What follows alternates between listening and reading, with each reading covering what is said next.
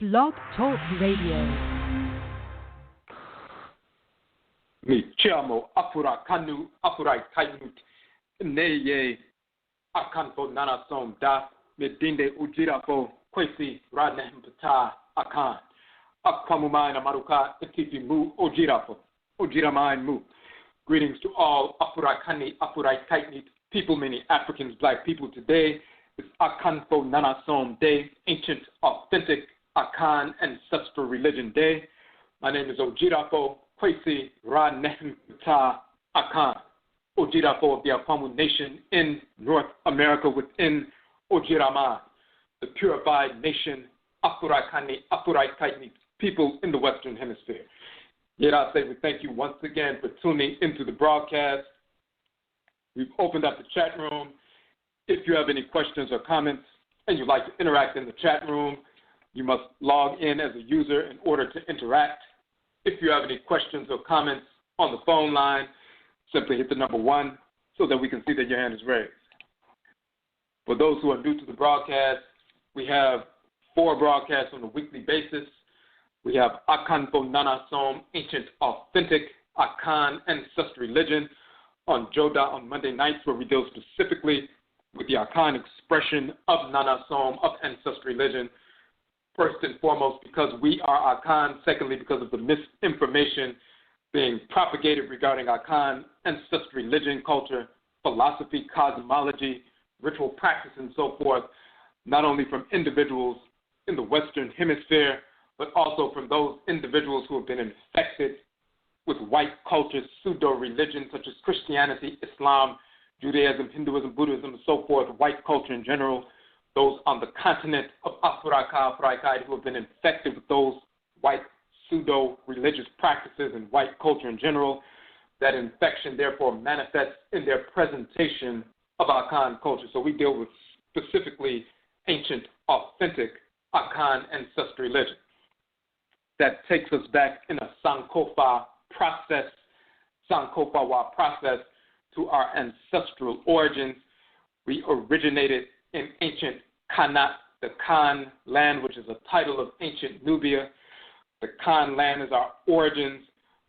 After the fall of ancient KAMIT and Kanat, Egypt and northern Nubia and so forth, some of our people migrated from Kanat, the Khan land, and migrated west and reestablished the Kanat Empire in the western part of the continent of Afuraitkaitnut over 2,000 years ago. That reestablishment of the Kanat or Ghana Empire manifested our civilization once again. Hundreds of years later, some of our people migrated further south after Muslim invasions and reestablished Akana civilization in the forest belt and savanna regions of what is today called Cote d'Ivoire, Ivory Coast, and the Republic of Ghana. We reestablished Akana civilization in that region. Hundreds of years subsequent to that reestablishment, that restoration, some of our people were taken from those regions and forced into North, Central, South America, the Caribbean, and Europe during the Kessie, the Great Perversity, the enslavement era. And this is how we ended up in the Western Hemisphere. However, we maintained our ancestral religious practices, tradition. Thus, the Akan ancestral religion is called Kwesi in Suriname in South America, from the Akan term Kwesi. In Jamaica, the Akan ancestral religion is called Obia, from the Akan term Obai. In North America, in the United States, Akan ancestral religion is called Hoodoo, from the Akan term Undu, meaning medicine from roots, trees, plant life, root work, and so forth. It also means to become heavy with the spirit through spirit possession, spirit communication.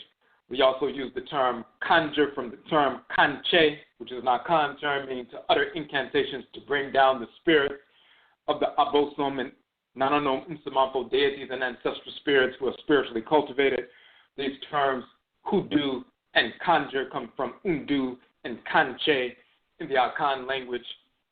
Those terms are also found in our ancestral language in ancient Kanat and Kemet, Nubian, Egypt, and you'll find in the Medusa hieroglyphs, undu means medicine from roots, trees, plant life. That also means to become heavy with the spirit. It also means the ritual offerings that are given to the deities and ancestral spirits on the shrines, and the shrines themselves are also called the Undu. The ritual offerings are called the Undu or the Hoodoo. We also have a title of ancient Kanat Nubia, which is the Undu land, and the people called the Udu people. So we've been using these same terms for ancestral religion in North America for hundreds of years here in North America, but they go back thousands of years, traversing both continents. So we deal with ancient Authentic Akan Ancestral Religion on Monday nights, Joda. On Benada, Abinada, Tuesday nights, we have Ojira, which means purification.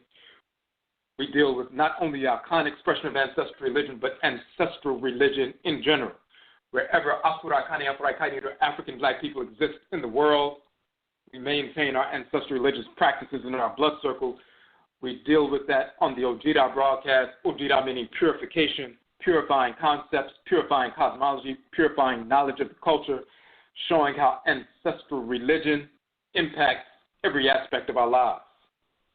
In essence, Nanasom or Afurakanu, Afuraitkaitnut, or African ancestral religion, no matter what form it takes, is the divine acceptance with regard to order, the divine acceptance of order, the divine rejection of disorder and its purveyors, that's ancestral religion and culture, but the ritual incorporation of divine law and the ritual restoration of divine balance, these are the expansive and contractive poles of ancestral religion.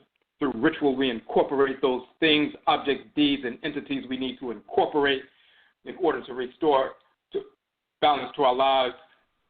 So the ritual incorporation of divine law and the ritual restoration of divine balance, through ritual, we reject those things, objects, deeds, and entities we need to reject to restore balance to our lives. Through the ritual incorporation of divine law, we incorporate those things, objects, deeds, and entities we need to incorporate in order to bring order to our lives. So the ritual incorporation of divine law, the ritual restoration of divine balance, these are the expansive and contractive poles of ancestral religion. We state that Ojira, or purification, operationalizes Nanasom. Purification operationalizes our capacity to ritually incorporate law and ritually restore balance so that we can align every thought, intention, and action with divine order every moment of every day.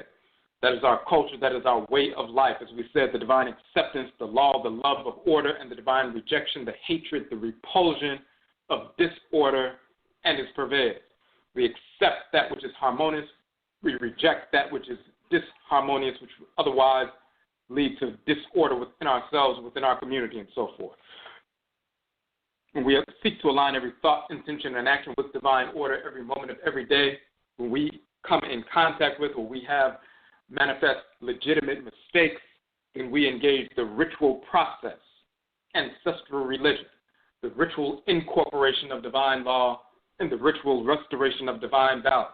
And through that ritual process, that expansive and contractive process, we incorporate what we need to harmonize with divine order. We reject that which would otherwise keep us out of harmony with divine order, and we are thus able to realign our thoughts, intentions, and actions with divine order, and therefore continue to execute our function in creation in harmony with order. Now, ancestral religion impacts every aspect of our lives, every moment of every day. So this is what we deal with on the Ojira broadcast. On Akwuda Wednesday nights, we have Egua Marketplace, where we showcase Afurakanu, Afuraitkaitnut businesses, organizations, and institutions, those who are serving the Afurakanu, Afuraitkaitnut community, the African black community, in a positive capacity, those who maintain their ancestral religious values, which inform their service to the community. So we've showcased a number of businesses, organizations, and institutions. We also deal with the philosophical foundation of economic development rooted in our ancestral religious values. We have thus published the Okon economic development model, which is such a model rooted in our ancestral religious values. Thus, we're approaching economic development from a holistic perspective, a grounded perspective. Part of that process is to starve the beast and feed the pride, where we make an assessment on a weekly basis to determine what funds we would have potentially wasted without whites and their offspring. And then we starve the beast and feed the pride. We reallocate those funds away from the white business, direct them to the business, organization, or institution of the week. And we showcase one Afurakanu, Afuraitkaitnut business, organization, or institution per week for optimal capital infusion. That's what we deal with on the Egua Marketplace show on Awukwada Wednesday nights. And on Yauda Thursday nights, also called Yada Abada, we have Amain Sim Affairs of the Nation, where we deal with specific issues that are confronting us as an Oman, as a nation, specifically ODWIRAMAN, the purified Ojira Oman nation, mind, land of the west, the setting sun. That is our designation for Afuraitkaitnut people in the Western Hemisphere. ODWIRAMAN, the purified nation in the west of Afuraitkaitnut people. Because we were forced into the Western Hemisphere at some point, being guided by our ancestresses and ancestors, we were directed to coalesce in a specific region of the Earth Mother's body, in this region of the Western Hemisphere, with the Earth Mother divinities as they manifest in this region of the planet. This region of the Earth Mother's body has a unique expression of energy. We interface with the Earth Mother divinities in this region of their body. We interface with the plant life, animal life, and mineral life in this region of the Earth Mother's body. Unique plant life, animal life, and mineral life, some of which did not exist on the continent of Afuraitkaitnut, but we incorporated this plant life, animal life, and mineral life into our bodies for medicine as well as food and so forth. We interface with the unique expression of the Obosom, the Orisha, the Voodoo, the NTORO, the divinities as they manifest in this region of the Earth Mother's body. And because of that confluence of events and the blending of ancestral blood circles in this region of the Earth Mother's body, drawing back ancestresses and ancestors into the womb through this unique expression of energy as we interface with this region of the Earth Mother's body, that confluence of events affected our physical bodies, our spiritual temperament. We have thus forged a locative identity rooted in that relationship we have with this region of the Earth Mother's body and the manifestation of the deities and ancestral spirits and our plant life, animal life, mineral life, and blending of ancestral blood circles. We have a unique expression of culture, a unique expression of ancestral religion, and thus a unique expression with regard to how we solve our issues. So we deal with that because we recognize what a nation actually is. An Oman, a nation, is a living, breathing entity. Like an organ is a living, breathing entity within the physical body governed by specific energy complexes. A nation is a living, breathing entity fashioned and formed and governed by specific Obosom, Orisha, Voodoo, and so forth. The cells of the organ are us, Afuraitkaitnut people. We are cells of a greater living, breathing entity, which is an Oman, a nation. When we interface with one another interdependently in a harmonious fashion, we're also serving the larger entity, the organal structure of which we are a cellular component. Because we are a cellular component, we live in harmony with the larger organal structure, which is the Oman, the nation, born of our adhering to the ancestresses and ancestors and the deities to coalesce together in a specific region, in a specific form and function. And we learn how to interface with one another. We recognize that we are unified, whole, interdependent, serving the Obosom that govern this organal structure. And we have a proper understanding of what an Oman, a nation, is. We have a unique expression of how to deal with our issues. So we deal with that on Oman Sim affairs of the nation. Any issue that arises that affects Afuraitkaitnut people in the Western Hemisphere, we must apply our own proper analysis and approach to resolving these issues communally and nationally with regard to Afuraitkaitnut nationhood. So tonight our topic on AKANFO NANASOM, Ancient Authentic Akan Ancestral Religion. We want to examine the nature and function of the Obosom, the divinity, the female divinity, Nehemauat. Her name has a number of different variations, Nehemauat, Nehemauat, Nehemauat, and so forth, different variations. She's an Obosom, a divinity, a deity of justice, deliverance, and restoration. So we want to deal with her role in creation, cosmologically, but also functionally, what her functional role is in the lives of Afuraitkaitnut people in the Western Hemisphere, specifically in regard to our liberation. This force in nature has been protecting and guiding us, this female divinity, this great mother divinity, been protecting and guiding us according to her nature, according to her function, ever since we've been in the Western Hemisphere. Sometimes our people didn't know her specific name. We may have called her Mama or called her Nana and so forth, but we know what we're dealing with when we engage in specific ritual practices and receive that dispensation of energy from this force in nature. So we want to deal with her nature and function in creation, her cosmological function, and show the relationship to us and how we've been dealing with her all along, and we can return to that conscious practice of ritually invoking her and so forth.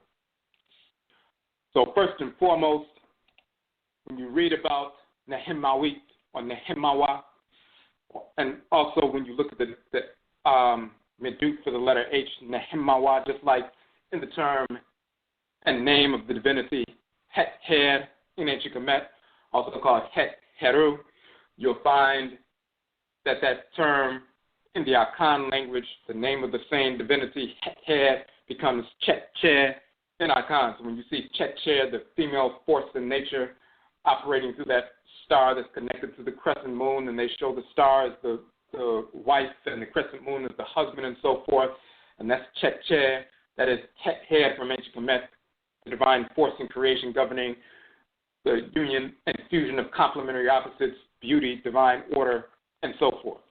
So Het-Her becomes Chet-Che, Nehemaua becomes Nechemaua, and Nechemaua, and so forth.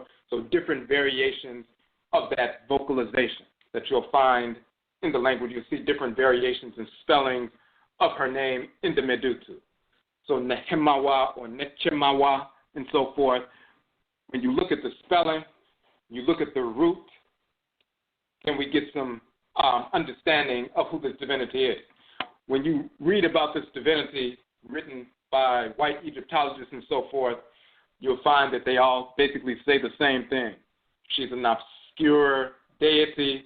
She's a consort of Tahuti, and sometimes she's connected with Neheb Cow, but she's not very well attested in the text, so she's not a major deity, and they just relegate her to some minor divinity who's just thrown in as a wife of Tahuti for certain political purposes, and she has no real role in creation.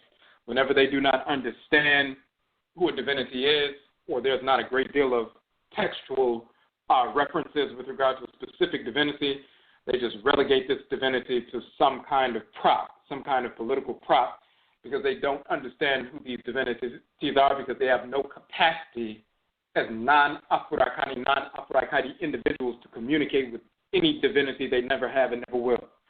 The whites and offspring have never been able to communicate nor possess any Obosom, any Orisha, any Voodoo, never have, never will. That includes white Americans, white Europeans, white Hispanics, white Latinos, white pseudo-Native Americans who are just migrant Asians, white Hindus, white Arabs, and so forth. Non-Afurakanu, non-Afuraitkaitnut individuals have no capacity racially, spiritually, of possessing nor communicating with any divine force in creation. The only spirits they can communicate with are their deceased relatives and other non-relatives who are order, and they pass off those communications of these criminal spirits of disorder as communications with the deities, and only the foolish would assume that that's accurate. So they relegate a divinity like Nehemaua or Nechemaua to a lesser divinity who has no real function in creation. So we're going to get into the nature of this force in creation. When we look at the name first, you have Nehem or Nechem. You have the male divinity, Nehemu, which we did a broadcast on that divinity. The female divinity, Nehemaua. The root Nehem has a number of different meanings. And the root of Nehem, Neham, is also Hem. So when you look in the Medutu, the hieroglyphs, and you find these terms and the definitions, what we also do is use the Akhan language, and you can use other languages as well, but we can use the Akhan language to find the proper vocalizations. In the language of Kemet, sometimes they would spell terms without using vowels. They would use the consonantal structure. For example, Nehem, they would spell it N-H-M. They wouldn't know if it was Nehem or Neham or Nehem or Nehom or Nhom or whatever it would be. But when you look into the living languages of the culture that we still speak, we still utilize these terms with the proper vocalizations with the exact same definitions. So, for example, the root of the term Nehem is hem, sometimes reduplicated, hem. And when you look at that term in ancient Kemet, it means to roar, release powerful sound vibrations. One of the crowns of the sovereign in ancient Kemet is called the hem crown. That's the crown of the war cry. That's the battle cry, the war cry, the powerful roaring sound. You'll see that crown for a number of the Ainsu, the kings, when they're going into war, but you also see it, for example, on the head of the lion divinity, Apedema, wearing that hem crown or that war crown. You'll also see Heru Behudet, the warrior divinity, wearing that hem crown as well. So when you see hem, it means to bellow, to roar, to rage, and so forth, dealing with the war cry, releasing those sound vibrations that will destroy. Hem ta means the roaring or the bellowing. Hem of ta, of the earth. Hem ta means the roaring of earth. That's another term for earthquake. So we're talking about a powerful roaring and so forth. And then the related terms, hema and so forth, meaning the same thing. So how do we verify that reality? When you look in the Akhan language, hama, which is hema, means to roar, to rage. For example, when they're talking about hema in relationship to Epo Abena, the female Obosom of the ocean, they're saying Epo Abena, hemye, she roars and rages. The ocean roars and rages. And when you're out, when the ocean is making great raging and so forth, sound vibrations, when it's raging and moving very forcefully and powerfully, you hear the roar or the hema, as it's pronounced in Akhan, hema, as you find in ancient Kemet, the same term with the same meaning in both languages over thousands of years. And Nehema, and so forth is rooted in that reality. But then you also have a related definition, not only Nehem, or Nehem, Hema, or Nechema, and so forth, meaning the roar, powerful roaring and so forth, but Nehem, Hema, or Nehem also means to rejoice, to praise. You're releasing sound vibrations, but in this context, it's a rejoicing or praising ritual invocation, ritual song, and so forth. And then one of the definitions, you'll see Nehem is a musical instrument. It also says to beat a drum or tambourine. Of course, drum vibrations, those are quote-unquote roarings or vibrations. The tambourine is sound vibrations and so forth. That's that kind of roaring, dealing with rejoicing, dealing with the ritual invocation, ritual song, ritual chant, ritual prayer, and it has to do with that reality. So on one hand, it's talking about roaring, the war cry, and even the crown, the hem crown, the hem crown, the chim crown, and so forth. Nechema crown is the war cry, battle cry crown, releasing those sound vibrations that destroy and attack. Of course, we can sing to a certain sound and pitch, but the sound vibrations can break a glass. That shows that immaterial power, that unseen power, sound vibrations and unseen power can destroy tangible substances. It has that capacity. So on one hand, the sound vibrations, the battle cry, the war cry, is an invocation of warrior, fiery divinities, male and female Obosom, to attack the enemy and empower us to attack the enemy and wage war consistently and perpetually until we win and so forth. But also the releasing of sound vibrations through ritual invocation, ritual chant, ritual song, ritual prayer, and so forth. So we have those definitions of Nehem, and so forth. Now, when you look at the image that we use for the show, used for the broadcast, we have a number of different images. The image in the middle is one of those rare images of the divinity, Nehemaua or Nechemaua, Nehemauat, this great mother divinity. And she's wearing that sacred crown in the form of the Sekhem or Seseshet. It's called the sistrum in Greek. It's the corruption of the term, but the Seseshet. It is a ritual instrument. It's an instrument held by the hand, and it's a shaker, similar to a shekere in the Yoruba tradition and so forth, and it's used for ritual invocation. So this is an image of that divinity. There are not many images that have been recovered in comparison to the various images, say, of Offset or Heteru and Sekhmet and so forth, but there are very few images that you find of Nehemauat, Nechemaua, and so forth. This is one of those rare images in bronze and so forth, and she's wearing a sacred headdress. Now, we're going to look at a couple of invocations of this divinity. First, an invocation from the Ptah, so-called pharaoh, female sovereign Hatshepsut, one of the earliest attestations of this divinity in her name of Nehemauat or Nehemaua and so forth. You'll find it in what they call the Spios Artemidos Inscription of Hatshepsut. There's a long inscription, and we're not going to read the entire inscription. We would just want to get to the portion that mentions the divinity. We're going to scroll down. She's talking about the things that she did for the divinities and reestablishing the temples for the divinities when she came into power and so forth, and expanded the temples and the temple offerings and so forth, the shrines of the deities, built shrines and expanded shrines, purified shrines and so forth, multiplied their offerings beyond which had it ever done before by any of her predecessors. So she says, since great Tahuti, the male divinity Tahuti, the force of divine wisdom, who came from the Aten, talking about the sun, has been revealing this to me, I have consecrated to him an altar in silver and gold and chests of cloth, every vessel set in its proper place, for the one authorized to see the leader of Atem's 2 Enneads, the companies of the divinities, did not know how to do it, there being no knowledge in his house.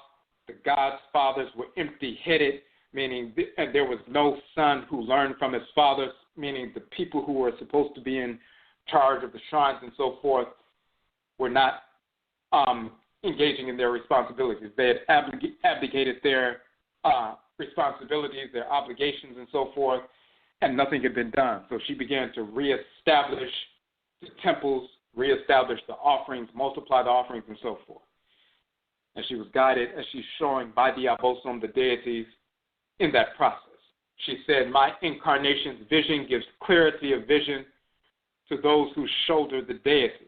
I have constructed his great temple of white stone, of Turar's gateways of alabaster, of Hatnub, the door leaves of bronze of Asia, the reliefs on them in electrum, holy with the image of him of high plumes, talking about Amen, the deity with the crown of high plumes, the great male divinity, supreme being, just like Amenet is the great mother, supreme being. Hatshepsut then says, I have magnified the incarnation of this deity with a double festival of the deity Neheb-Kau and the festival of Tahuti, which I set for him anew when they were only in the mouth and not on his calendar, when only people were speaking about them in the mouth, but they were not reestablished. She reestablished them. She wasn't just talking about it like other people were doing. She actually did it. And since the time when the conduct of the festival was single, so she engaged and reestablished a dual festival, one of Neheb-Kau, one of Tahuti.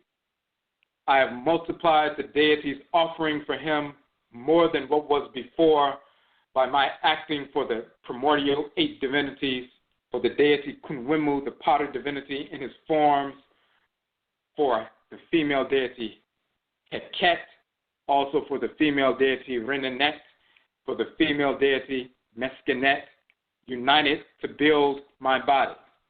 Then she invokes the female divinity Nechemaua, who's also called Nehebit-Ka, and she refers to her as she of whom it is said that the sky and earth are hers. So she established these temples, established these offerings, reestablished these ritual practices on the ritual calendar and so forth.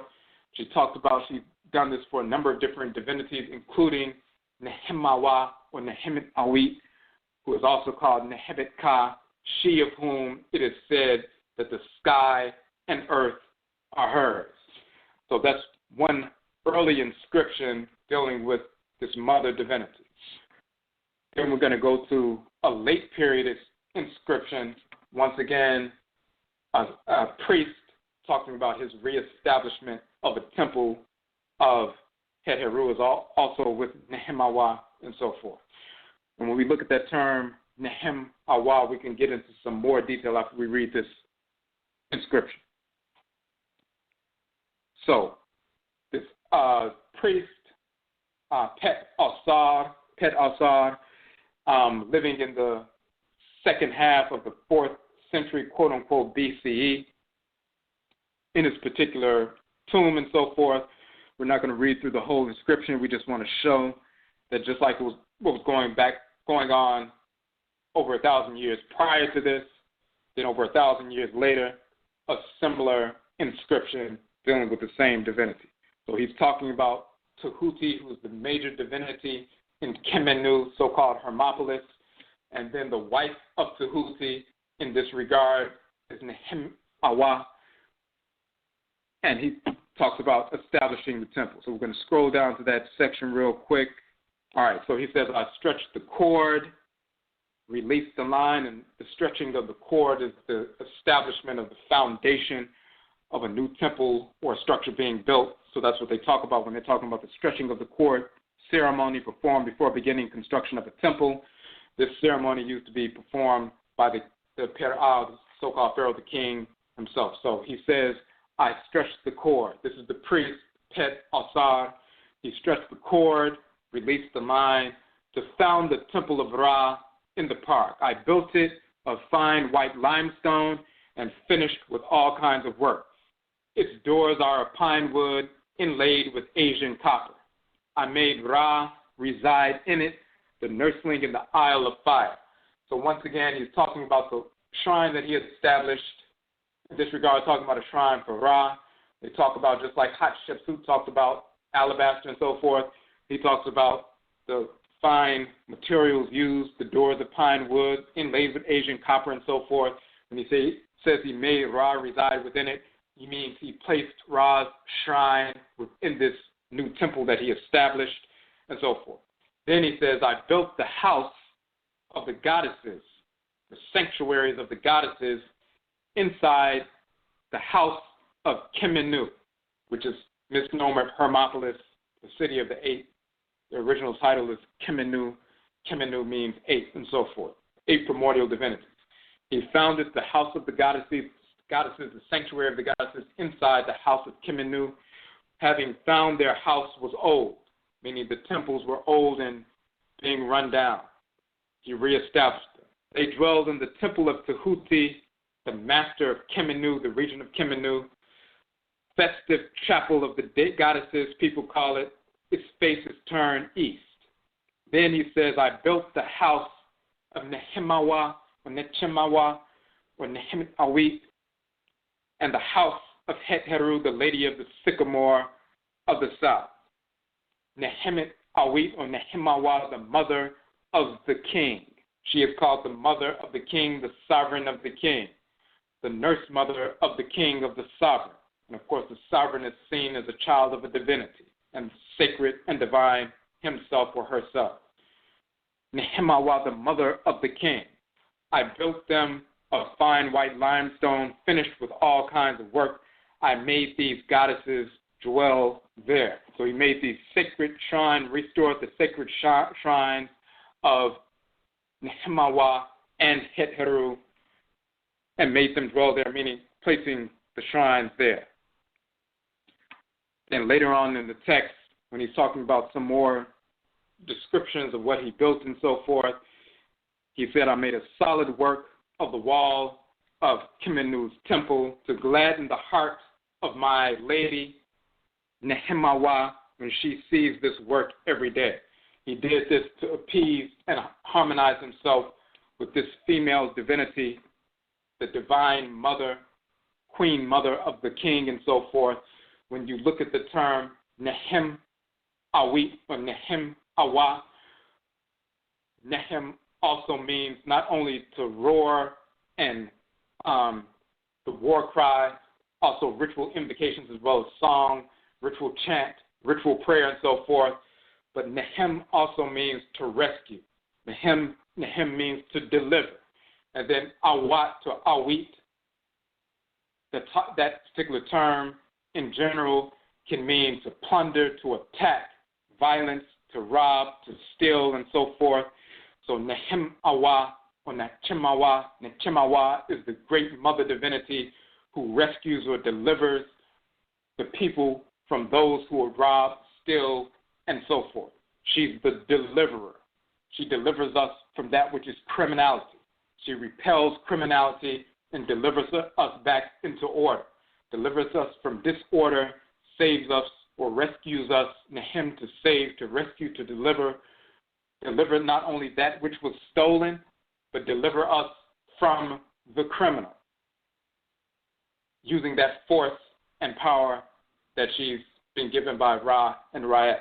So she is the deliverer, quote unquote, one who saves or rescues and so forth.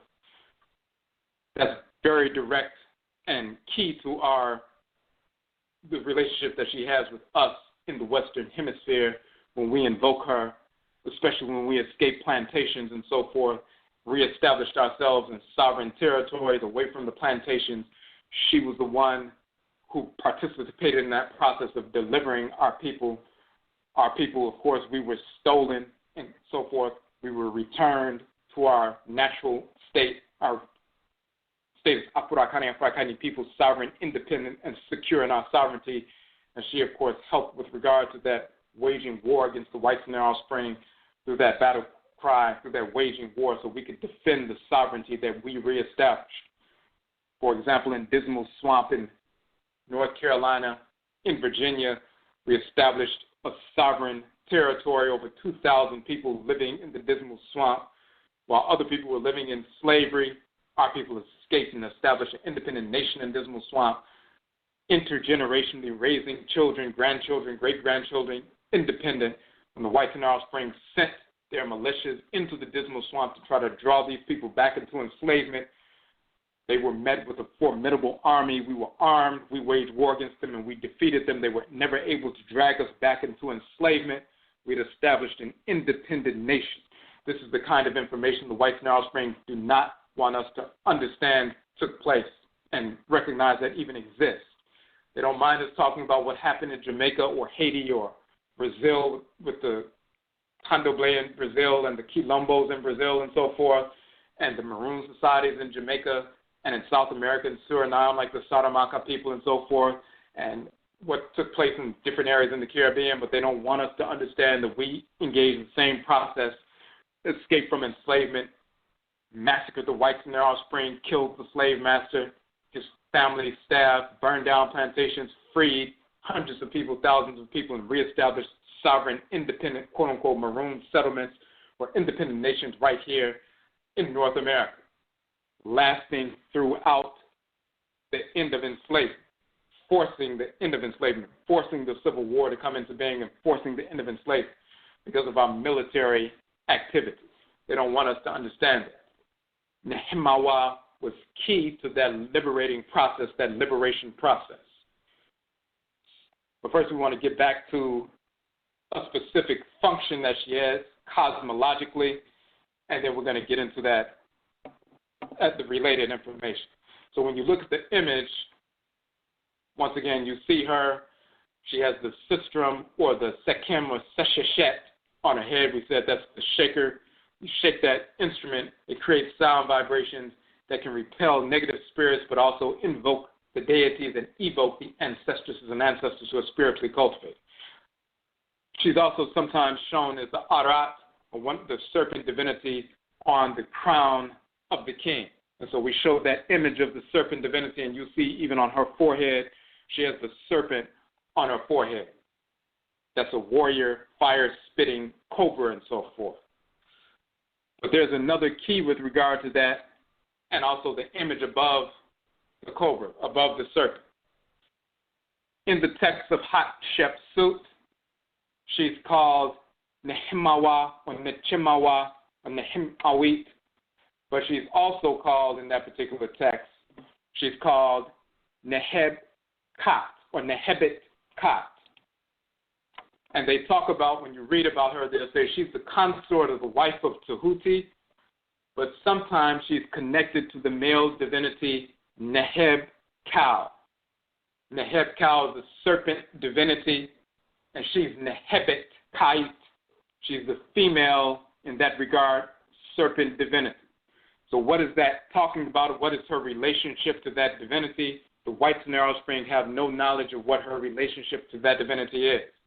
They know she wears a sistrum on her head. They know the sistrum is a shaker. It releases sound vibrations to repel negative spirits and invoke the deities and ancestral spirits and so forth. But they don't know her relationship to Neheb-Kau, that serpent divinity, and her being called Nehebit-Kait, the feminine version of that serpent energy. So what is the relationship? When we look in our own culture and our own ritual practice, we know exactly what they're talking about. So when you look at Neheb-Kau, that serpent divinity, and when you look at the name of the divinity and the function of the divinity, the serpent, Neheb, the literal term Neheb, Nechet, literally means neck. This is where we get the term neck. In English, it comes from Nechet, Neheb, or Nekeb, or Nechet. In ancient Kemet, becomes neck. In English, that's the actual term. But then he's Neheb-Kau. Kau is plural for Ka. Ka means soul, the deity dwelling in the head region. Ka, male, Kait, female, plural, Kau and Kaut, the plural for Ka. So he's the neck or the uniter, Neheb, because the neck is the one that unites, Neheb, or necks or yokes, the Kau, the soul.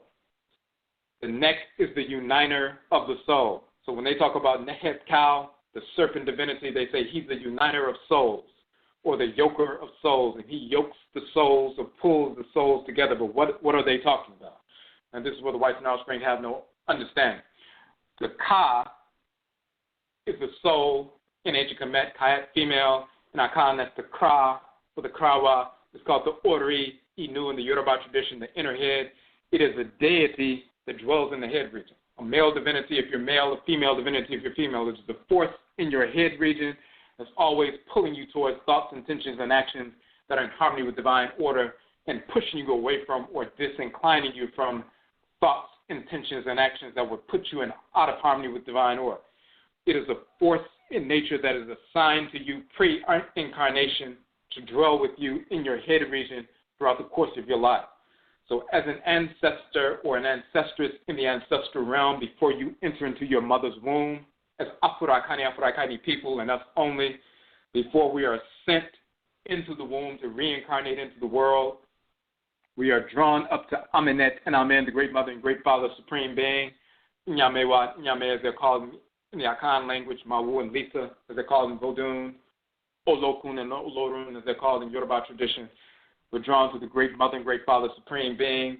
We're given a function to execute in creation. We are cells within the great divine body of the supreme being. Every cell in your body has a specific function to execute as part of an organ or organ system.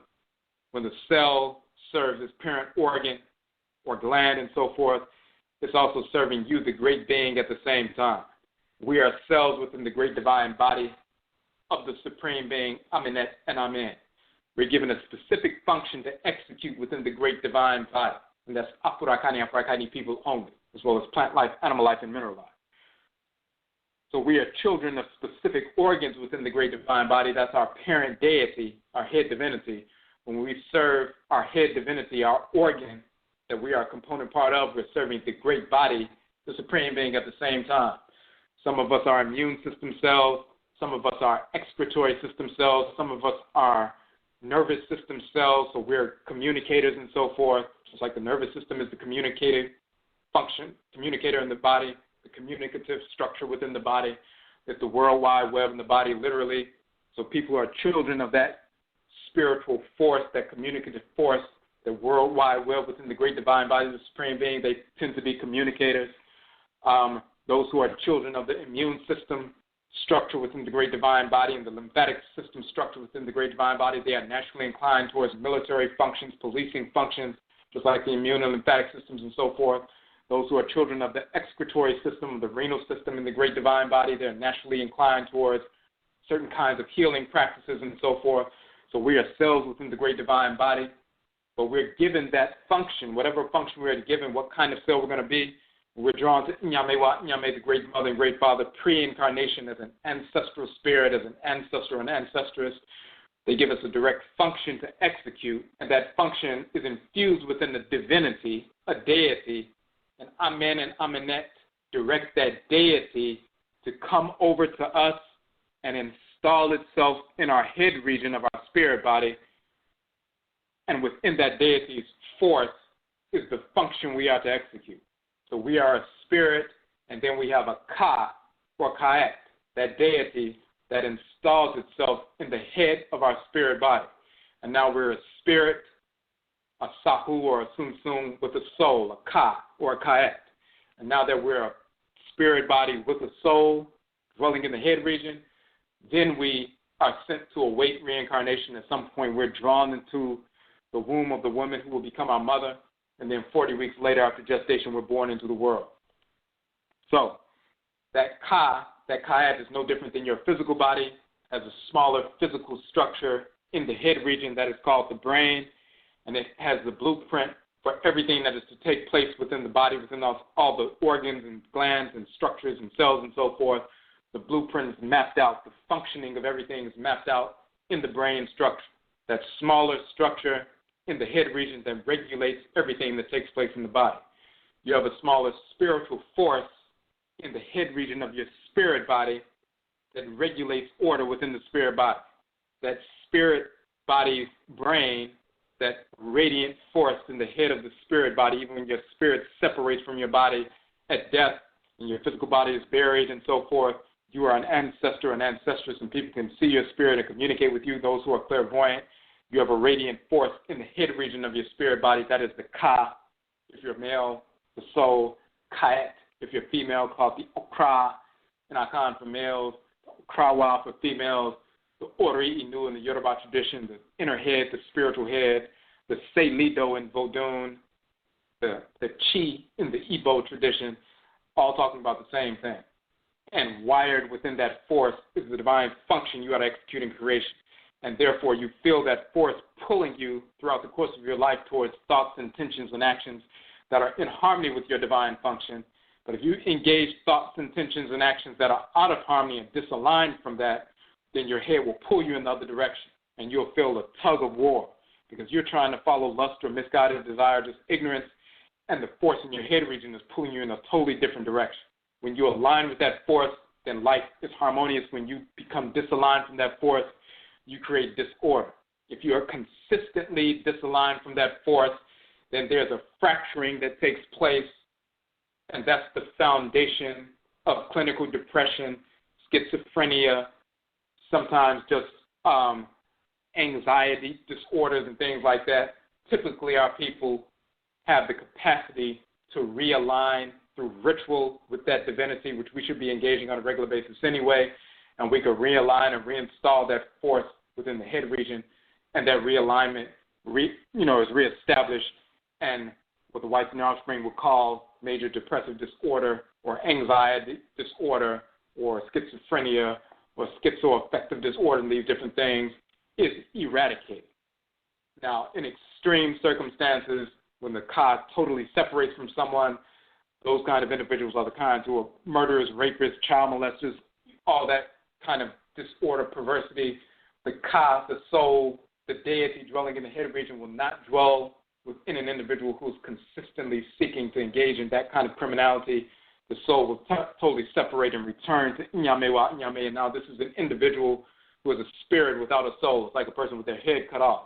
And they are slated for eradication, not reunion, but that's over with. They're beyond repair. They're slated for eradication. They are cancerous cells within the great divine body, only worthy of extermination. Just like the cells that become cancerous in your body are only worthy of extermination. So we have that function we are to execute in creation, rooted in our head region. Now, when we look at the divinity Nehemauat, the neck or the uniter of the cow or the soul, what are we talking about? Who is this serpent divinity on the male side, and why is Nehemauat or Nechemaua also called Nehebit, cow, or the female expression of this divinity? A serpent deity connected to the neck. The neck is a serpentine structure, a tubular structure, a cylindrical structure. It is the gateway between the heavenly region of the body, which is the head, and the earthly region of the body, which is that which is below the neck. It is the passageway. Just like there's a passageway from the physical world when you make transition, someone dies, the spirit separates from the body, they go through that sacred passageway to get to the ancestral realm. The quote-unquote ancestral realm and the heavenly realm where you communicate with the ancestresses and ancestors of the spiritually cultivated, the Serpent Divinity, the divine fields of peace and so forth, and also the realm of the Obosom, the NTORO, to the divinities, the Orisha, the forces of nature and so forth. There's a gateway we pass through. Nehemauat, that serpent divinity, is the gateway governing that transitional period in the spirit realm. In the physical body, that gateway is the neck region that connects the lower realm, the earthly realm, to the higher realm, which is where the brain, the seat of the KA-KAIT dwells and so forth. So the serpent divinity, your neck is a serpentine structure. Now, within that structure, and of course that's the male divinity, of course the neck is the uniter or the yoker, the one that pulls together, Nehem, the neck, the yoke, uniter of the cow souls. Why? Because the soul is in the head region, so the neck literally unites or yokes Nehem, the cow, the soul in the head region, and it unites it to the body. Your neck unites your head to the body. You're, in the spiritual sense, that spiritual passageway unites the ka, the soul, to the spirit body. In the same fashion, when Nehemauat or Nechemaua, Nehemauat, is operating as AFAHYE, she's the one who links or unites or yokes the kait or the ka, the soul in the head region, to the physical body. She's operating through that neck structure, that serpentine structure, so they show her as a sacred cobra, a serpentine form.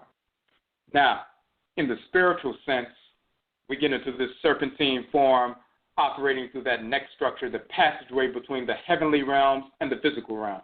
And also when we make our transition, the passageway from the physical earth life through that passageway to get to the ancestral realm. And you go through trials and so forth, your heart being weighed against the feather of Ma'at and so forth, before you can be accepted into the Serpent Divinity, the divine fields of peace and so forth. You have to go through that passageway that's governed by Nehemauat and AFAHYE. So, in the physical body, we said that's in the neck. Now we can see the symbolism. If you look in the imagery and you see that she wears a sekem or seshet, a sistrum on the head, right next to that imagery, we have another symbol, and it looks very similar to the seshet or the sekem, the quote-unquote sistrum on her head.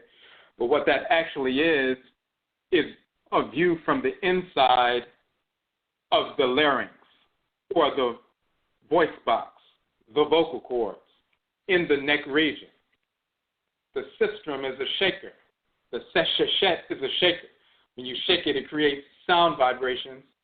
Those sound vibrations can repel, destroy, just like singing at a certain pitch can break a glass and so forth. You can repel negative spirits, discarnate spirits that seek to attach themselves to you parasitically, creating disease, creating depression, creating misguided thoughts and ideas, creating perverse ideas like bisexuality, homosexuality, people who are child molesters and they make their transition, those spirits still hanging around if you don't repel them, which they are easily repelled when we engage ancestral religion. But if we're caught up in Christianity, Islam, and fake religions, we don't have ancestral shrines in our home. We're not communicating with our ancestresses and ancestors. So these criminal, deceased, parasitic individuals who are criminals and molesters and so forth, they will attach themselves to an individual, child or adult, and they're constantly trying to influence the minds and planting thoughts and ideas and desires and so forth in the individual, whether it's a child or adult. And the child or adult all of a sudden starts having these strange urges, being pushed towards people of the same sex, and then having a negative feeling or pressure when they think about someone of the opposite sex. And they start repeating, ever since I was a child, every time I thought about or contemplated someone of the same sex, I was pushed spiritually in that direction. But whenever I contemplated connecting with someone of the opposite sex, I got a sick feeling and pressure within my physical body and spirit body. And of course, that's accurate because it's a criminal spirit, a child molester, rapist, criminal, and so forth, who's still parasitically attaching themselves and trying to push that perverse agenda. When you get rid of that criminal type spirit, just like when they were physically here, they would try to groom a child, get them away from the parents and so forth so that they can engage in criminality with them, sexual deviance with them and so forth. When they transition, they're still trying to get to the child, get to the adult as well, try to pull them away from the larger group, pull them away from the thoughts and ideas and values of the larger group and try to plant perverse ideas and thoughts in them. They have not changed. So when you engage in ancestral religion, you can neutralize and punish such a spirit. If you're not engaged in ancestral religion, then the child is growing up having these urges and inclinations, and then you foolishly listen to the criminals, the whites and their offspring, saying, hey, that's just who the person is, so let them be who they are, and there's something wrong with you if you don't accept this sexuality. They were just born that way, which is insane. So the sistrum or the sesheshet, with that shaker, can repel these discarnate spirits because the shaker is connected to different divinities who carry that shaker and use their energy through that instrument to repel these perverse spirits. Those sound vibrations can repel, but they can also draw in through ritual sound, song, ritual chant, ritual prayer. Those sound vibrations that are harmonious can ritually invoke the Obosom, the deities, ritually evoke the ancestresses and ancestors who are spiritually cultivated. So when you look at the larynx, or the voice box, and the related vocal cords, that structure, yes, it does look like a sistrum because the voice box or the larynx is the sistrum within the physical body. And because Nehem or Nehemauat, one of the terms means to roar or to release that war cry, that battle cry, that's the repulsive aspect, the contractive force. But also Nehemhem also means to rejoice, ritual song, ritual sounds, and so forth, ritual chant. That is the expansive force. That's the ritual invocatory aspect of this sistrum or this sesheshet. The voice box deals with that. The term Nehemhem, as we said, battle cry, war cry, and so forth.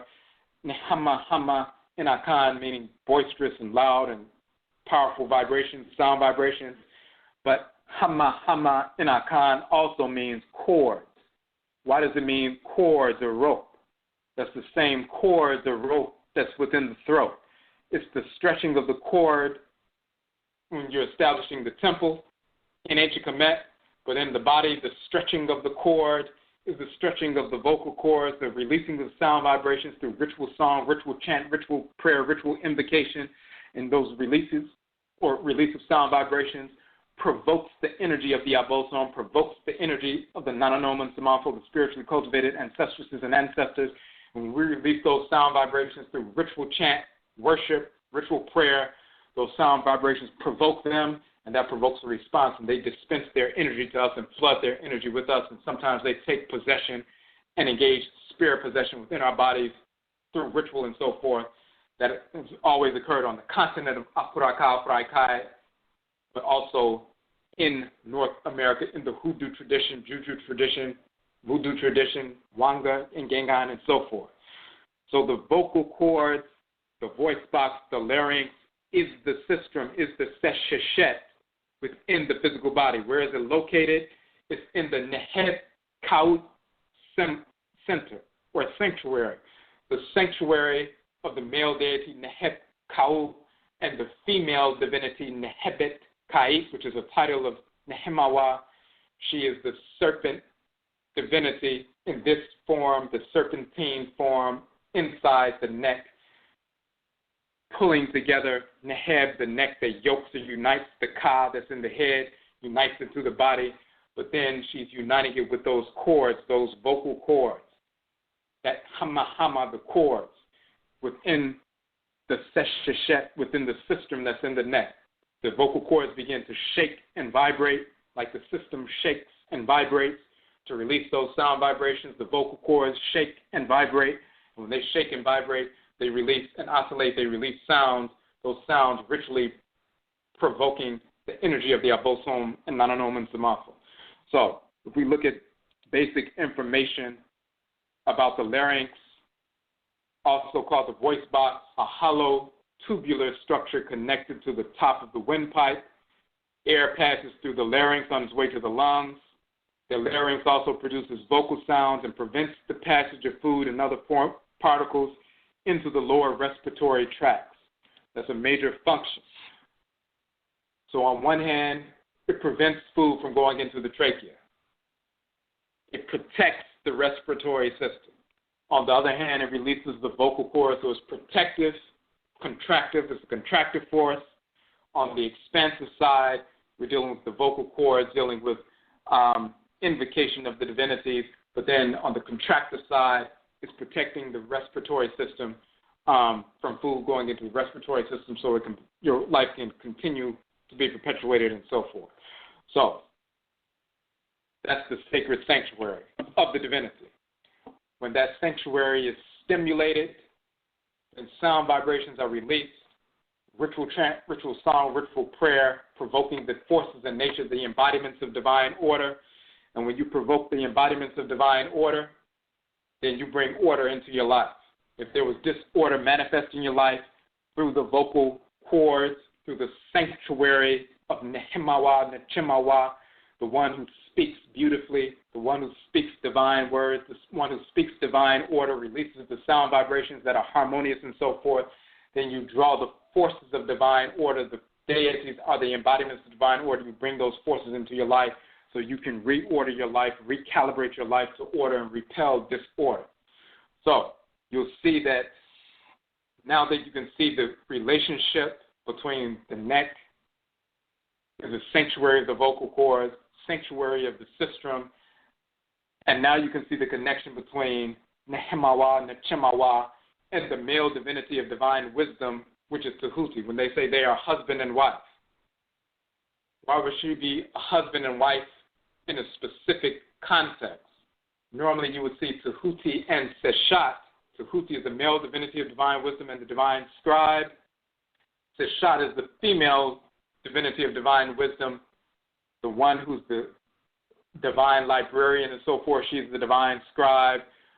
They are husband and wife and so forth. But then you have a relationship of Nehemaut or Nehemaua, Nechemaua, to on one hand Tahuti, but then because she wears the sistrum as her headdress, she's also connected to Het Heru, and this is why Pet Assad said he established the temple of Het Heru, but then he also established the temple of Nehemaua, Nechemaua, in the sacred sanctuary of Kemenu, the sacred city of Tahuti. He established Tahuti shrine as well to reestablish that. What is the relationship of Tahuti, the great divine scribe, the God of divine wisdom and divination, with Nehemaua, Nechemaua? And what is her relationship to Het Heru? Why does she wear Het Heru's sistrum on her head? What's another reason for that? Tahuti is the divine scribe, but he's also the spokesperson of the Supreme Being. He's the mouthpiece of the Supreme Being, it's the divine wisdom. So you see the king and queen mother in the Akhan tradition, and next to them they have an Ocheame, a spokesperson standing there with a staff. and people don't speak directly to the king or queen mother, the Oheni or Ohema. They speak to the Ochiame. He's the spokesperson. Then he speaks to the king or queen mother. Then they whisper in his ear. Then he speaks to the people what the king or queen mother has to say. That is a replication in the Akan court structure of creation. You have Tahuti as well as Seshat. They are the mouthpiece, literally the Ochiame. Even the term Ochiame, Ochim, Ochiame, you will find that term in the language of ancient Kemet. It is a title of Tahuti as the one who's the recorder or the interpreter of the words and communications of the deities. He is the mouthpiece of the Supreme Being, Amenet and Amen, as well as Ra and Ra'et, the Creator and Creatress, who are grandchildren of Amen and Amenet. He is their spokesperson. They speak through Tahuti. He forms their ideas into the divine words, and Seshat also forms it into the divine words, and they also scribe them in the form of the Medutu and so forth. And then he communicates them through those sacred symbols and so forth to the people. And we learn this ritual writing, the sacred symbols from Tahuti through spirit possession. He possesses people. Seshat also possesses people. And when they're in possession, they take the stick and write those symbols in the dirt or in the sand and so forth, speak those symbols, point them out, and make us repeat what they just spoke, the names of those symbols, and then we have learned the hieroglyphic symbol that it came directly from the deity, what their names are, and from that point on, we remember and continue to utilize those symbols. But they receive what Amen and Amenet desire. They form those desires into those divine words and symbols, and they communicate them to us. Tahuti communicates the divine will of the Supreme Being and the Creator and Creatress to us. But then Nehemauat takes that communication and vocalizes it in the form of ritual invocation, vocalizes it through the sistrum within the throat, the sesheshet within the throat, the sekem within the throat, through the vocal cords, but not only that war cry, battle cry, to repel disordered entities and negative criminals and so forth, and leading us into warfare, but also through the rejoicing, the singing, the chanting, and so forth. She takes those divine words and inclinations fashioned by Tahuti, the spokesperson of the Supreme Being, and she vocalizes them through the vocal cords, through ritual invocation. Vote meaning to call out and so forth. So she takes the divine words, divine will, and vocalizes them through the vocal cords. But she only vocalizes that which is in harmony with divine order. She only vocalizes that which is an expression of divine order. Harmony is order manifest. Beauty is the expression of divine harmony.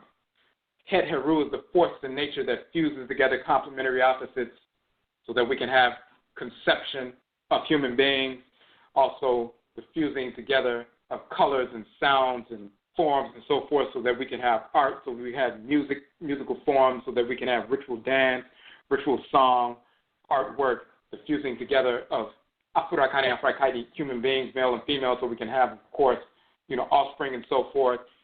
She only fuses together complementary opposites in harmony with order. That ordered fusion manifests divine harmony. And beauty is simply an expression of divine harmony. This is the connection between Nehemaua or Nechemaua, the vocal cords. That which she vocalizes is an expression that comes from the Supreme Being through the agency of Tahuti. That which she vocalizes through ritual song, ritual chant, ritual prayer, and so forth is always harmonious, meaning it's always a manifestation of order, meaning it's always an extension of Het Heru because it's always beautiful. It's always harmonious. Beauty is harmony manifest. Beauty is a revelation of divine order manifest harmony. So when she speaks or sings or chants, those sound vibrations are harmonious because they manifest the will of the Supreme Being. Those sound vibrations are harmonious because they manifest divine order. Those sound vibrations are therefore beauty because they express that order. They manifest that order. And that, of course, is governed by Het Heru. So she's connected to Het Heru, who is part of that matriarch clan of divinities that she's connected to. All the sound vibrations, all the ritual invocations, the ritual chants and so forth are beautiful manifest harmony. So when she speaks, when she teaches, when she chants, when she prays, when she utilizes the sacred sanctuary within the throat region, the larynx, which is her sanctuary, not only to wage war through the battle cry to destroy disorder, but also to utilize those invocations to bring order and recalibrate us through ritual invocation. It's always a manifestation of beauty. Her words are beautiful. She manifests and radiates the highest level of order, which is beauty, which is Het Heru. She manifests divine beauty in her being through her speech, through her chant, through her ritual song, through her prayer and so forth, because she vocalizes through the vocal cords, the HENA, the vocal cords, that which comes directly from the Supreme Being through the agency of Tahuti and Seshat. So when they talk about Nehemaua and Nechemaua being connected to Tahuti, the male force of divine wisdom, and Seshat, the female force of divine wisdom, they are also the male and female divine scribes, divine male and female dealing with divine speech, and she receives that divine speech and messages and vocalizes them through the vocal cords and so forth. That is her relationship. And because the manner in which she vocalizes them are always in harmony with divine order, that's because she draws on the energy of Het Heru, the force in creation that manifests beauty, manifests order. If you told someone, draw a picture of order, they could not do that. But if they draw something beautiful, the reason it's beautiful or pleasing to the eyes is because it's a manifestation of order. Harmony is a manifestation of order. Beauty is an expression of harmony. So if you see something beautiful in the true sense, in the authentic true sense, not pseudo representations of beauty or standards manufactured by the whites and their offspring, but raw beauty in the real sense, it is always an expression of divine harmony. It is always a manifestation of Het Heru. Anytime something is manifest beautiful, that means Het Heru's energy has been attuned to, and she was behind the fusing of those complementary opposites to generate that form or that sound or that manifestation of something beautiful. So when Nehemauat engages the ritual process to vocalize the desires that come from the Supreme Being that are formed into symbols by Tahuti and Seshat and divine speech by Tahuti and Seshat, and that divine speech is vocalized through the agency of Nehemaua and Nechemaua in beauty, in harmony, in order, then that's what we're dealing with. Whether it's a war cry, because that's orderly, it's destroying the enemy, or it's the ritual invocation that's bringing order to your life. And when you bring order to your life, because you're invoking the divinities of order, you're invoking Nehemaua, and she invokes Het Heru and Tahuti and Seshat so that she can vocalize properly, and she's saving you from disorder. Nehem meaning to save, to rescue, to deliver, restoration. She's saving you from disorder, saving you from spiraling life out of control and so forth, saving you from that and restoring order to yourself. Those harmonious sound vibrations begin to recalibrate your spirit and repel disorder and get you back in harmony with order. Repel negative energy, negative parasitic entities, so that those things that will control you and push you towards embracing lust and malice and self-destructive activities and so forth, you can utilize those sound vibrations to break up that hold that these parasitic entities have upon you. Destroy them just like you can repel parasites that may have latched onto you. You take certain herbs and so forth, and you engage in a cleansing process, a ritual process, you can remove external parasites as well as internal parasites. And they no longer have that control over your physical health. You can repel spiritual parasitic individuals or entities who seek to try to latch onto you. You can repel them through these ritual sound vibrations, ritual incantations coming from the sacred sanctuary, the shrine of Nehemaua, Nechemaua, and so forth, the shrine of this divinity in the vocal cords in that sanctuary, and engage that restoration process, that Nehemaua, Nehem process, salvation process, saving process, rescuing process, restoration process, delivering process, and so forth. And of course, when you look, as we talked about in the broadcast on Nehemu, the male divinity, and now we're talking about Nehemaua or Nehemaui, the female divinity, when you look at the spelling of Nehem and Nehemet, you see the wave line in the Medusa, the hieroglyphs, the N sound, and it is hovering above the symbol of the cistern or the well, a vessel of water, and so forth.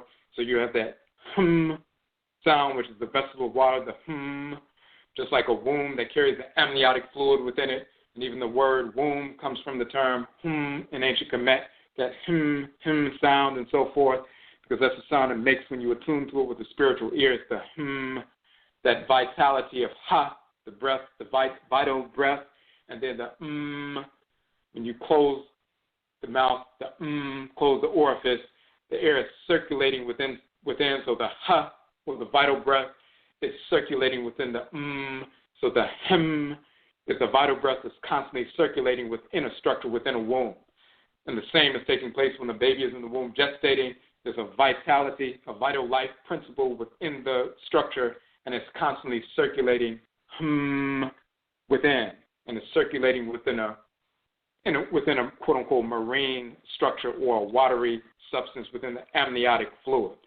So that well or that cistern of water, the hem hieroglyph, above that is the N sound, the wave energy sound, the electromagnetic wave, so that Nehem or that Nehem or Nehemet or Nehemauat and so forth is the wave energy above the water vessel. The water vessel is the vessel that we use ritually. When we fill up that vessel with water after pouring libation and so forth, the water is going to be used for purificatory purposes. But before that water can be used for purificatory purposes, before that that vessel of water can be used for purificatory purposes, first it has to be purified. First, the divinities have to be invoked so their energy can purify that water and therefore make it a suitable shrine for them to take up residence in. The primordial energy from which all divinities are birthed is Nun and Nonet, Ra and Ra'et, are birthed from Nun and Nonet. Ra and Ra'et is the creator and creatress. The mother and father of Ra and Ra'et are Nun and Nonet. And of course, the grandmother of Ra and Ra'et are Amen and Amenet. But that Nun energy and Nonet energy is manifest through the Medut or hieroglyph. So that wave energy is placed over the water, and that energy purifies and electrifies the water, and so you have Nehem or Nehem. Now you have a purified vessel of water, Hem, and now that it's purified, purificatory, now it can be used to cleanse the person ritually. Whether you're at the shrine, it's also that vessel of water that we pour and purify through ritual invocation. And once that water is purified through ritual invocation, we look into that water. When we're engaged in the ADEBISA process in the form of water gazing, and the Obosom, the Orisha, the Voodoo, they show up and manifest through that vessel because the water becomes the gateway to the ancestral realm and the gateway to the realm of the deity. So those of us who engage in water gazing, a form of water gazing is ritual ADEBISA or divination. We engage that process on a regular basis.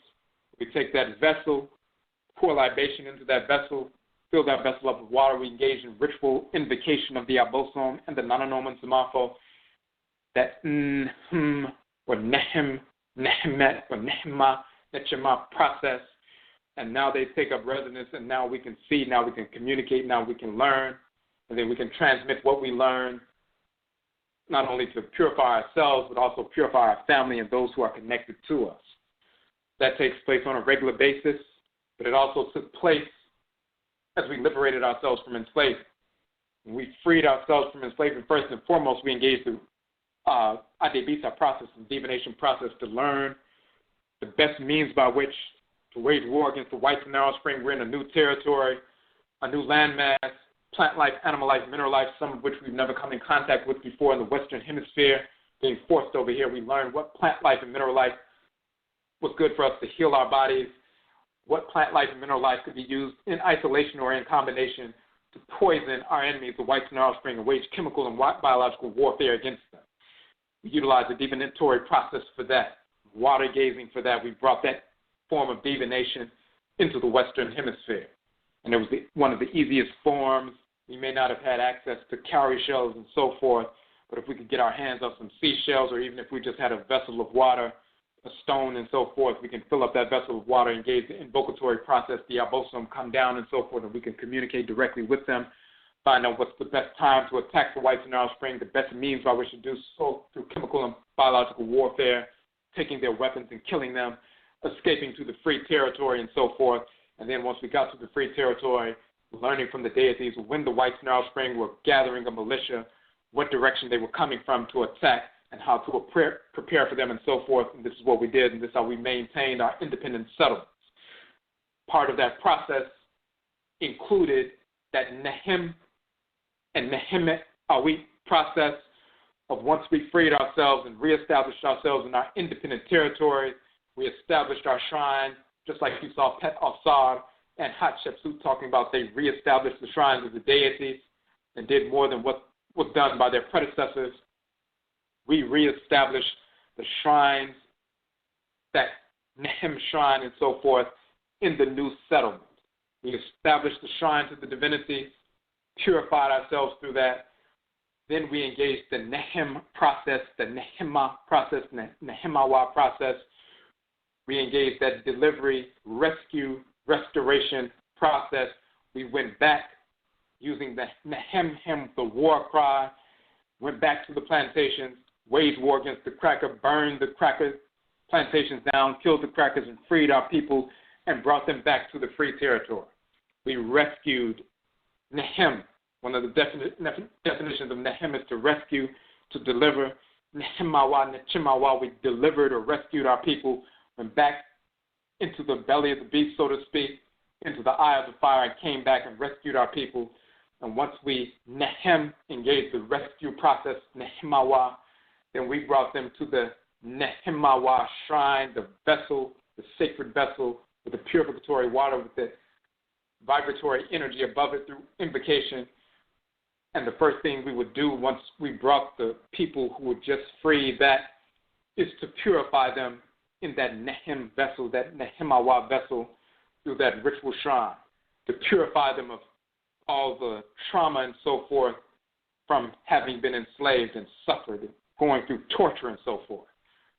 Purifying them of those negative ideas and also negative discarnate spirits of the whites and offspring who may have been trying to parasitically attach themselves to the individual.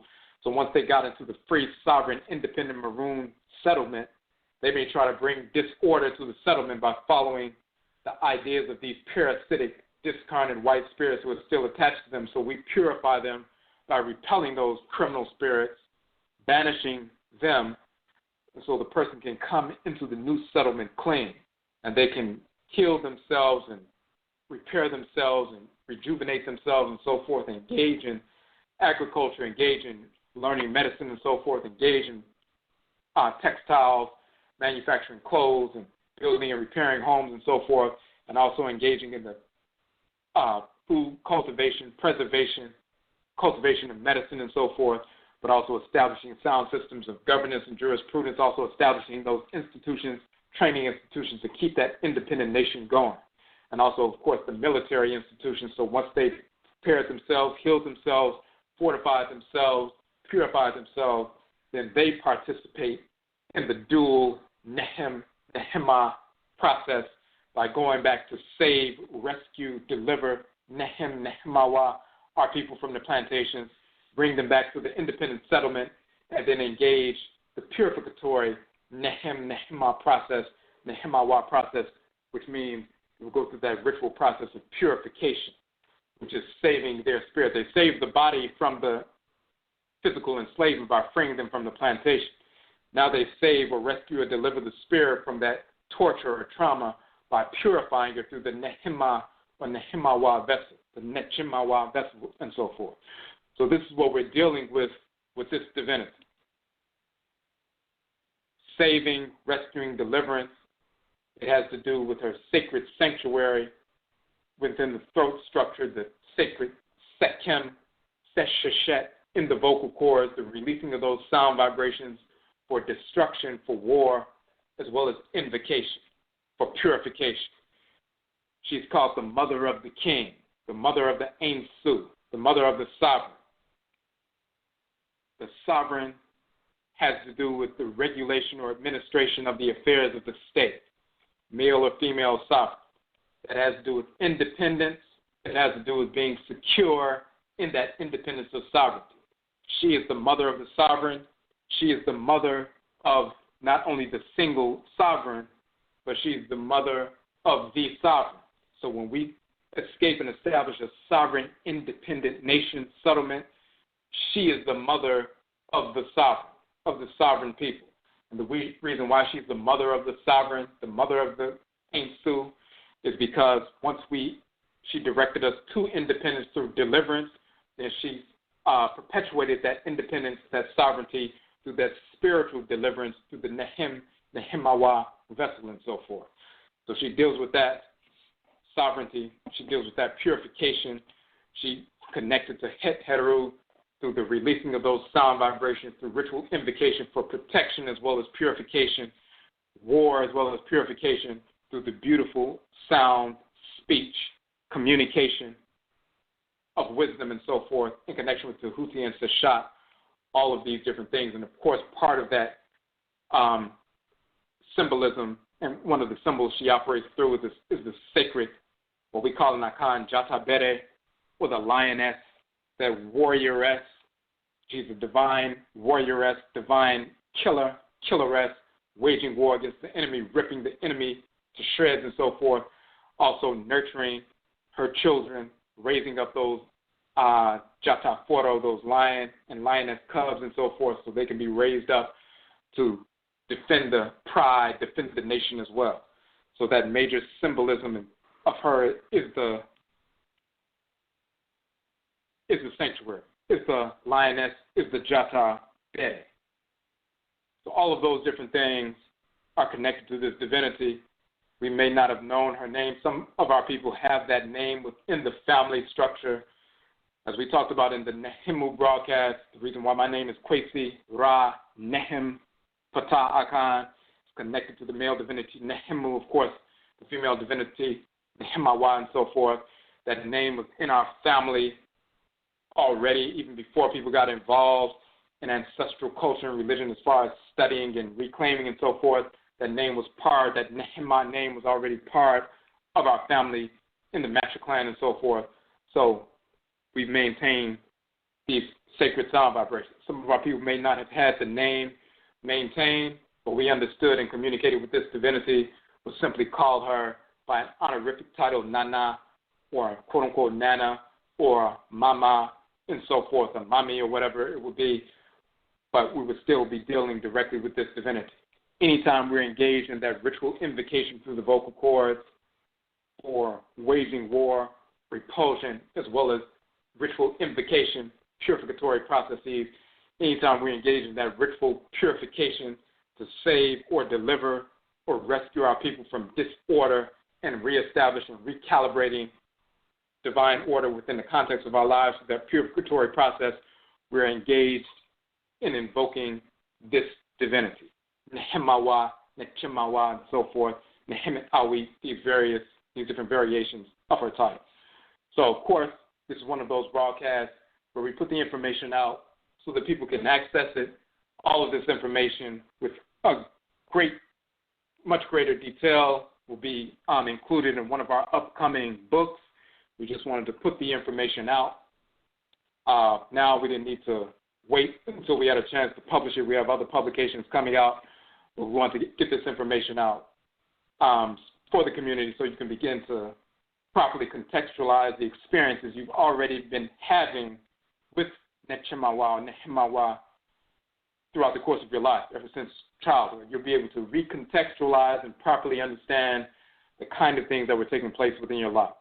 So we're going to have to cut the broadcast here because we have more things on the schedule even for tonight.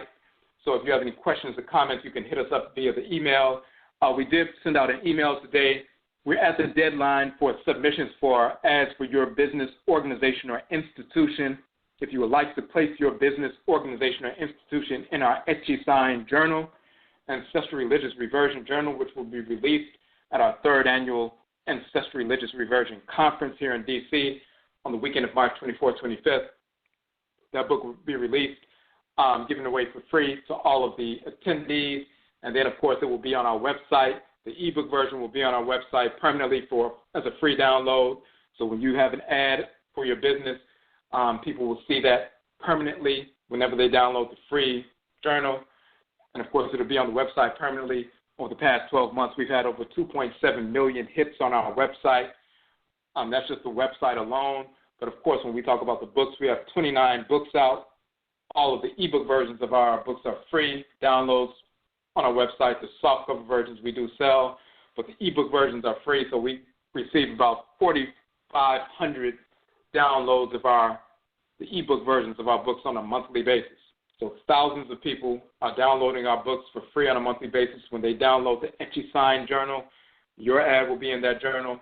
Thousands of people per month will be downloading the book and seeing your ad. So when you purchase a $25 ad for 1/4 page, or a $35 ad for a half page, or a $50 ad for a full page, that will be taken care of as far as recouping those funds because of the access that you will have to thousands of people downloading that journal and seeing your ad permanently from now on. So one $25, $50 ad submission will reap benefits perpetually.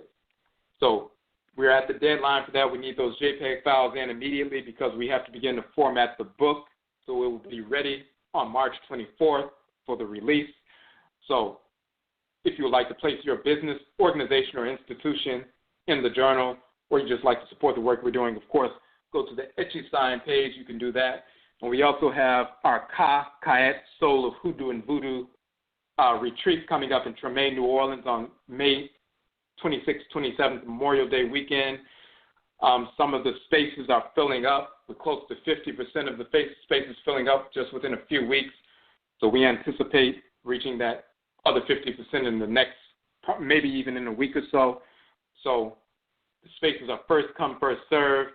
If you would like to attend this retreat, go to the KA-KAIT page on our website. You can see the links on our Kwesi Akhan on Facebook, Odwirafo Akhan on Facebook and so forth, Odwirafo on Instagram, and you can reserve your space for the KA-KAIT retreat taking place in New Orleans on the Memorial Day weekend, May 26th and May 27th. Again, if you have any questions, just send us an email, regular email, or via Facebook or Twitter or Instagram.